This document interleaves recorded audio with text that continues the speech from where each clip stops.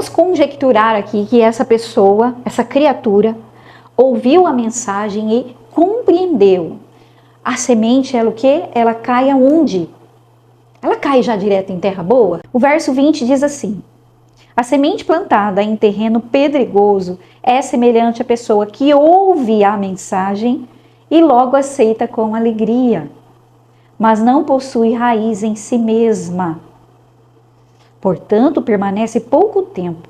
Então, logo surge algum problema ou perseguição por causa do quê? Da palavra, da mensagem. E imediatamente a abandona. Essa criatura aqui, ela reconheceu o sacrifício do cordeiro, passou pela porta. Ela vai para onde, gente? Vamos continuar lendo 2 Coríntios, capítulo 5? Mas eu quero ler com você o versículo 16. Portanto, a partir de agora, não avaliamos ninguém mais segundo os conceitos do mundo. Essa avaliação, ela é uma avaliação visível, quando nós olhamos para alguém e julgamos alguém. Mesmo que tenhamos considerado o Messias de acordo com os padrões mundanos, não o fazemos mais. Dessa forma, se alguém estiver unido a ele, é uma nova criação. Então vamos entender que essa pessoa, agora ela não é mais criatura, porque ela passa pela porta e ela adentra o reino de Deus. Vamos colocar ela aqui dentro? Ela adentra o reino de Deus, tá? Ela não é mais criatura. Vamos riscar aqui. Agora ela entra no reino porque ela deu o primeiro passo.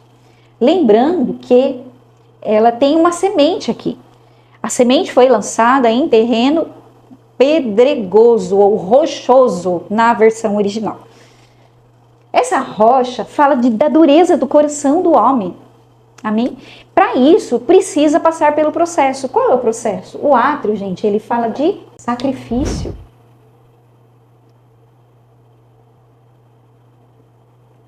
Ok?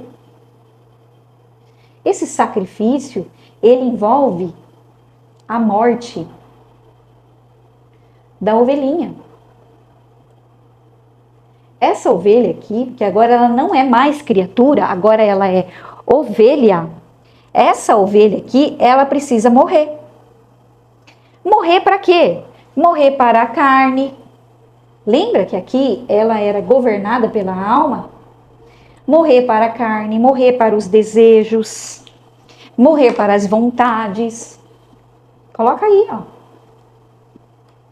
Desejos, vontades, tem que morrer, certo? Agora ela tem que se submeter a alguém. Sim, alguém que vai cuidar dessa ovelhinha, porque esse processo aqui, ó, ele dura 3 anos e meio. Aqui é o processo do discipulado. O que é o processo do discipulado? É o que Yeshua fez com os discípulos. É pegar na mão, é levar até conhecer a verdade. Até o lugar santo. Ai, Juliane, mas eu estou na igreja faz 30 anos, eu já conheço a verdade. Será? Será? Por isso que muitas pessoas vivem no deserto, assim como o povo de Israel.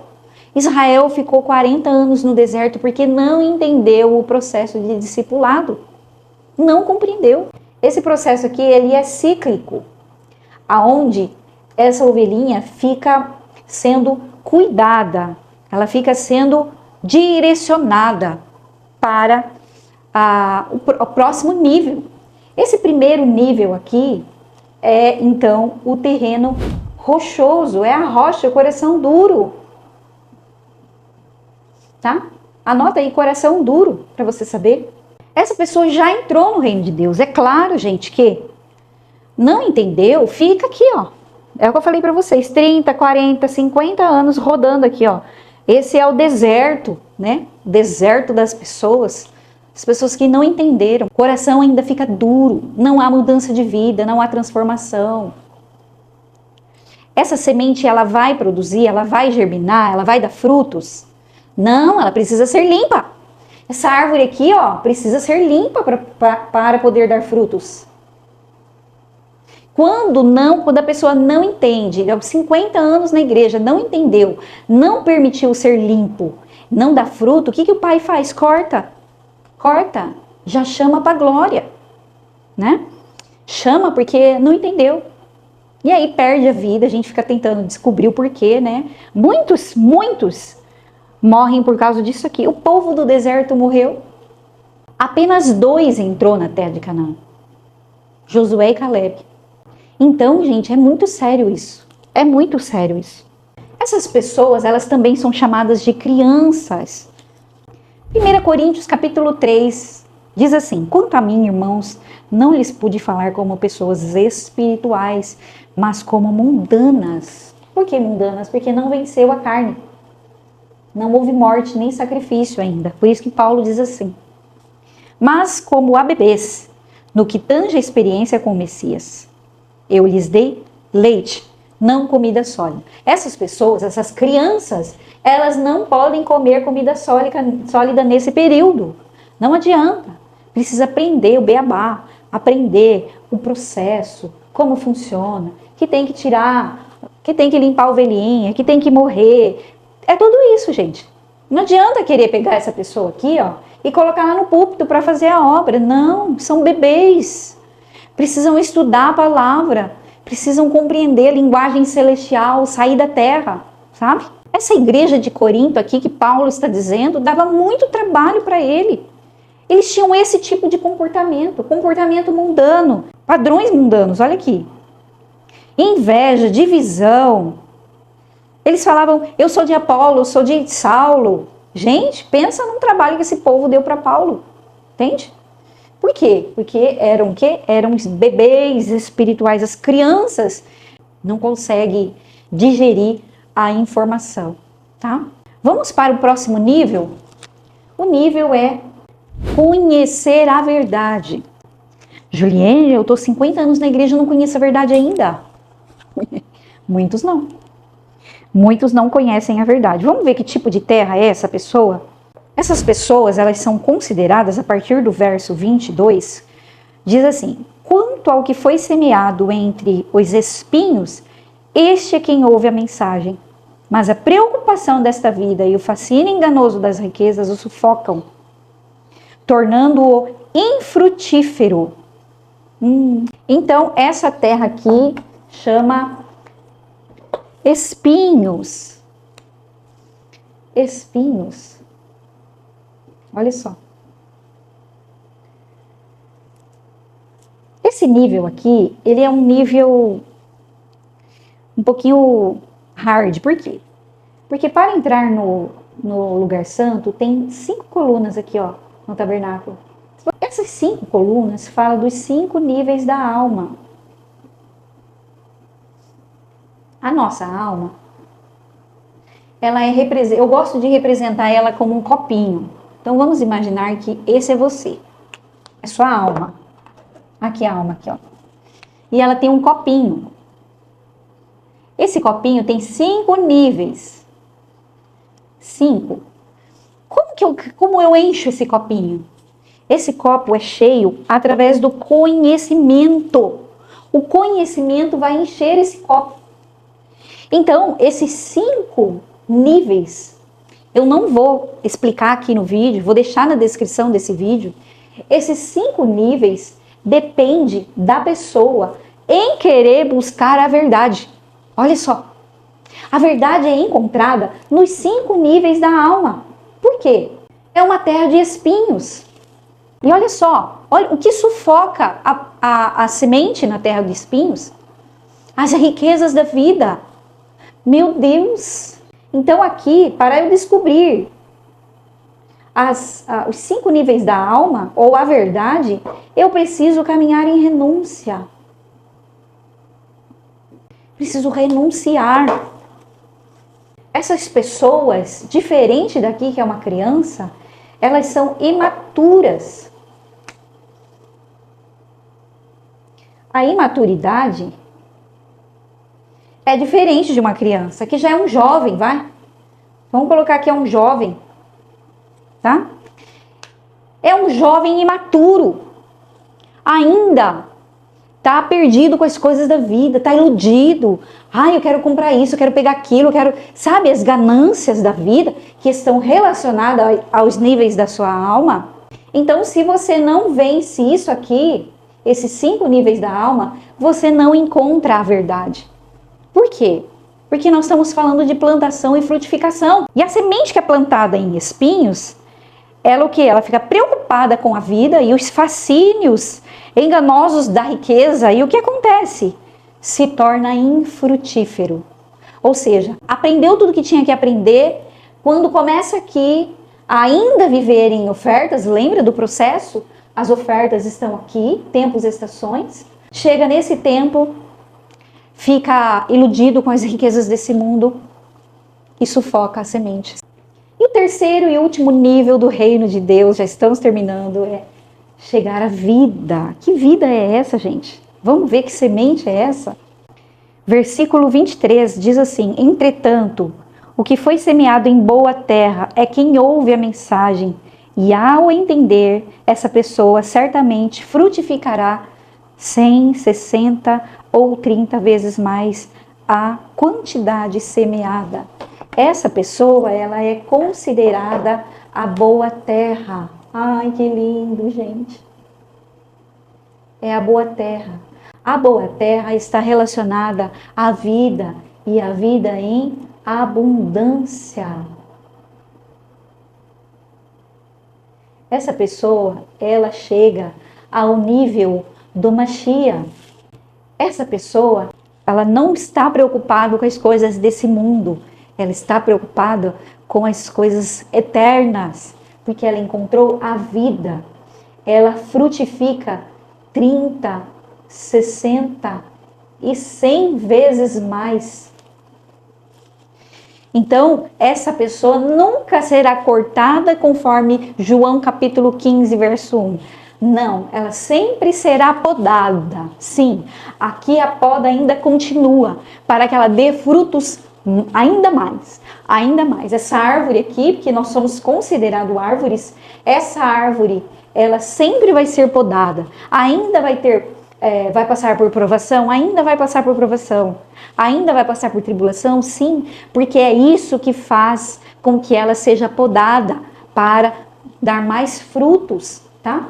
Essas pessoas aqui, as crianças, o jovem, não dá fruto ainda. Esse aqui, ó, ele é o adulto maduro. Vamos dar esse nome para ele? O adulto maduro. A intenção aqui, ó, é frutificar. Então, tem pessoas maduras que frutifica 30, tem pessoas maduras que frutifica 60, e tem pessoas maduras que frutifica 100 vezes mais. Aí depende, gente, da intenção e do nível de renúncia que essa pessoa vive, tá? Para produzir tudo isso. Diferente dessas aqui, que não produzem nada. Primeiro nível não produz nada. Segundo nível não produz nada. Tomara que essa mensagem entre na sua mente e você possa compreender o reino de Deus e principalmente compreender quantos anos de religião que você tem vivido e não tem ministrado ou não tem vivido a verdadeira mensagem do reino de Deus. Lembrando, gente, que a frutificação está 100% relacionada ao serviço, que é a medida do Mashiach, e nós já vamos falar sobre isso. Quando eu falo de tabernáculo, eu falo de tenda. Quando eu falo de tenda, eu falo de habitação. Quando eu falo de habitação, eu falo de templo, o templo do Espírito Santo. Então, o modelo que Moisés recebeu no Monte Sinai foi de uma tenda. Essa tenda, ela foi entregue no Antigo Testamento. No tempo da lei. Então, coloca aí na frente, ó, lei física, né? Como eu falei para vocês, quando eu falo de tabernáculo, eu falo de tenda. Quando eu falo de tenda, eu falo de habitação. Quando eu falo de habitação, eu falo de Shekinah. Tá? Shekinah. A Shekinah, que é a glória de Deus, descia sobre a tenda, sobre o tabernáculo. Mas e hoje? Como que isso funciona após o sacrifício do Cordeiro? Vamos ver? 1 Coríntios capítulo 3, versos 16 e 17 diz assim: vocês não sabem que são o templo de Deus e que o Espírito de Deus vive em vocês? Se alguém destruir o templo de Deus, Deus o destruirá. Porque o templo de Deus é santo e vocês mesmos são esse templo. Então eu desenhei aqui uma pessoa, Novo Testamento ou a Nova Aliança, templo, Espírito Santo,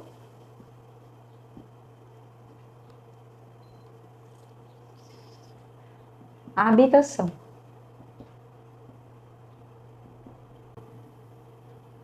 Lei espiritual.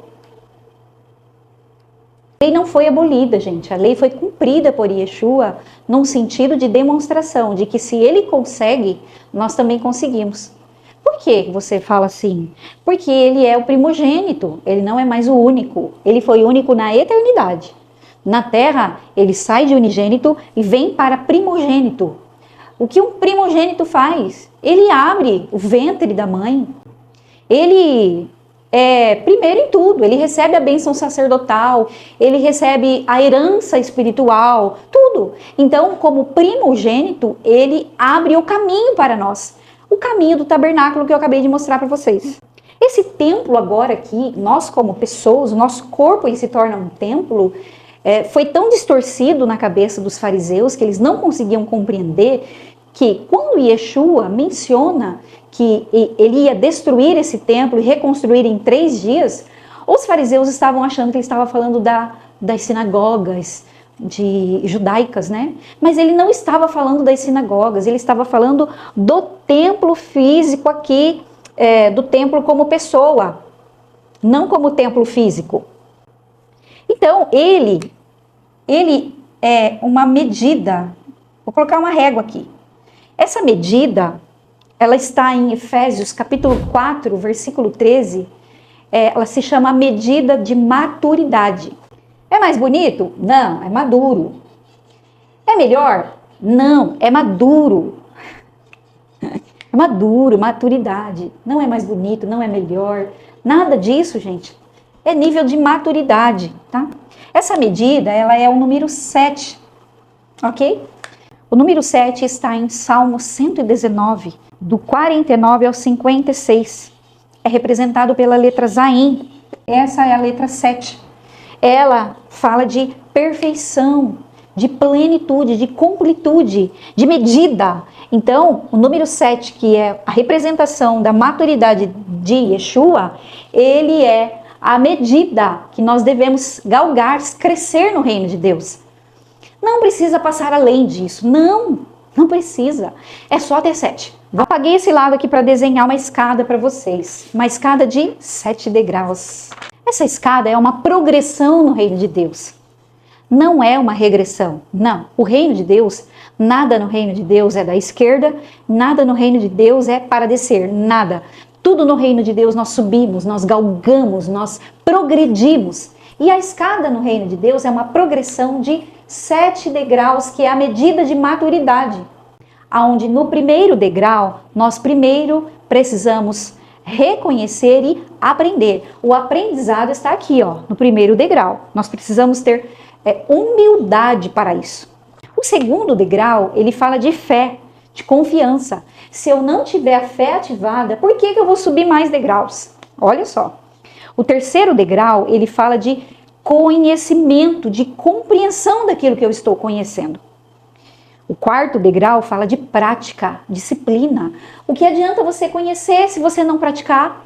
Você é como o texto de Tiago, capítulo 1, versículo 22. É como um homem que se olha no espelho, quando sai logo se esquece, não tem identidade firmada. O quinto degrau fala da comunhão, do serviço. Eu preciso ter comunhão com os irmãos, com as pessoas da minha casa. Eu preciso servir esse primeiro ministério, a casa, dentro de casa. O sexto degrau fala de transferência e de frutificação. E o sétimo degrau fala de unidade, de plenitude. Ou seja, completo. O sétimo degrau é completo, é cheio, pleno. Pleno. Amém? Interessante que nas igrejas, principalmente igrejas onde eu fiz parte, falo com propriedade, toda vez que alguém vai ser levantado ao ministério, os líderes chamam à frente e diz: hoje você está descendo um degrau. Esse eu digo que não é a cópia do reino de Deus, porque o reino de Deus é progressão, é para avançar. É um reino de direita, não é um reino de esquerda que desce, não, é um reino que cresce. Nós crescemos no reino à medida que vamos de criança à maturidade. Então eu vou trocar aqui, ó, maduro.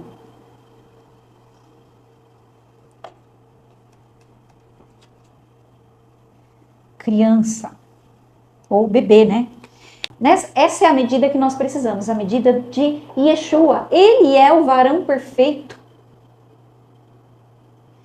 Ele é a medida perfeita para operarmos no reino de Deus. Interessante que tudo isso que eu mostrei para vocês, essa dinâmica do reino de Deus, as pessoas adentram e saem anualmente. Por quê? Porque é governado por uma mentalidade agrícola do Pai. Em março, abril, nós entramos no reino de Deus, passamos pelo primeiro semestre plantando no reino de Deus. O segundo semestre, a partir de setembro, marcado pelo Yom Kippur, um dia de expiação, de jejum, de renúncia, nós então começamos a receber tudo que foi plantado nesse segundo semestre. Mas e quem não quer, quem não tem o desejo de ficar no reino de Deus? Gente, sai e vive uma vida religiosa, completamente da maneira que aprendeu. Mas não vive o reino de Deus, não vive aquilo que o Pai destinou para nós. E está tudo certo, de acordo com as nossas escolhas. É de acordo com aquilo que você compreendeu, com aquilo que você entendeu. Até que entenda e vire a chave na mente. As pessoas não conseguem adentrar, as sementes são roubadas, lembram? Então o reino de Deus, sim, ele é adentrável todo ano.